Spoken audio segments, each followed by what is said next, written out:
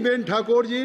माननीय अध्यक्ष महोदय, મને વર્ષ 2024-25 કેન્દ્ર સરકારના પશુપાલન અને ડેરી મંત્રાલય વિભાગ નિયંત્રણ હેઠળ માગણીઓમાં ચર્ચા લેવા માટેનો મોકો આપ્યો એ બદલ અમારા નેતા રાહુલજીનો ખૂબ ખૂબ આભાર માનું છું। આ વિભાગમાં 7,137.68 કરોડની ફાળવણી કરવામાં આવેલી છે, તેને વધારવામાં આવે। માનનીય અધ્યક્ષશ્રી, ગૃહના મોટા ભાગના સભ્યોએ ગૌ માતા માટેની વાત કરી। હું પણ ગૌ માતાની વાત કરવા માગું છું કે દેશના સાધુ સંતો મહંતો જ્યોતિષપીઠના શંકરાચાર્ય સ્વામી અવિમુક્તેશ્વરાનંદ સરસ્વતી મહારાજ પદયાત્રા કરીને ગૌ માતાને રાષ્ટ્રીય માતાનો દરજ્જો આપવા માટે સરકાર પાસે માગણી કરી રહ્યા છે।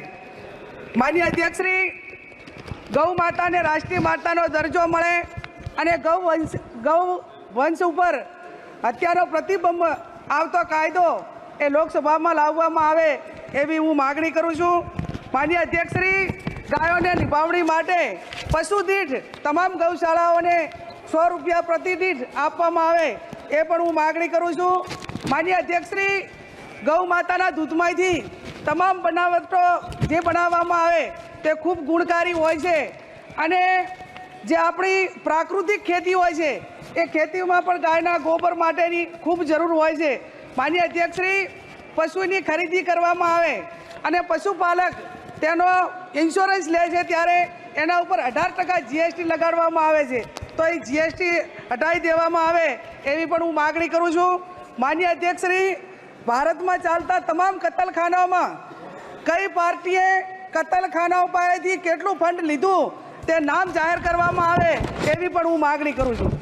માનનીય અધ્યક્ષશ્રી, પશુપાલકોના જે ગૌચરો હતા તે મોટા ભાગે ઉદ્યોગપતિઓને આપી દેવામાં આવ્યા છે અને એના કારણે પશુપાલકો અને વન પ્રાણીઓ એ ખૂબ મોટા મુશ્કેલીમાં મુકાણા છે। ત્યારે માનનીય અધ્યક્ષશ્રી, આપના માધ્યમથી માગણી કરું છું કે જે ગૌચરો છે એ ઉદ્યોગપતિઓને કેમને ન આપવામાં આવે અને એના ઉપર જે સુપ્રીમ કોર્ટે પ્રતિબંધ નાખેલો છે એને યથાવત રાખવામાં આવે એવી પણ હું આપની પાસે માગણી કરું છું। માનનીય અધ્યક્ષશ્રી, મારો જિલ્લો બોર્ડરનો જિલ્લો છે અને એમાં સેન્સિટિવ ઝોન છે।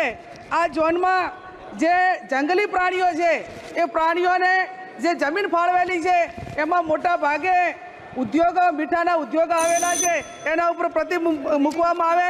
માનનીય અધ્યક્ષશ્રી, મારો જિલ્લો એ પશુપાલન સાથે સંકળાયેલો છે અને પશુપાલન સાથે સંકળાયેલો છે ત્યારે મારા જિલ્લામાં બનાસકાંઠા જિલ્લાના ધાનેરા, દાંતીવાડા, પાલનપુર આ તાલુકાઓમાં સિંચાઈની વ્યવસ્થા નથી, એના ઉપર સિંચાઈની વ્યવસ્થા કરવામાં આવે એવી પણ હું આપની પાસે વિનંતી કરું છું। માનનીય અધ્યક્ષશ્રી, જે ડેરીઓની ચૂંટણી અને તમામ સહકારી ચૂંટણીઓ એ એક મંડળીનો ઠરાવ કરવામાં આવે છે, એને બદલે તમામ દૂધના કસ્ટમરો હોય એ ડેરી નિયામકના તમામ પ્રતિનિધિઓને ચૂંટે એવી પણ હું માગણી કરું છું। માનનીય અધ્યક્ષશ્રી, ડેરીનો સૌથી વધારે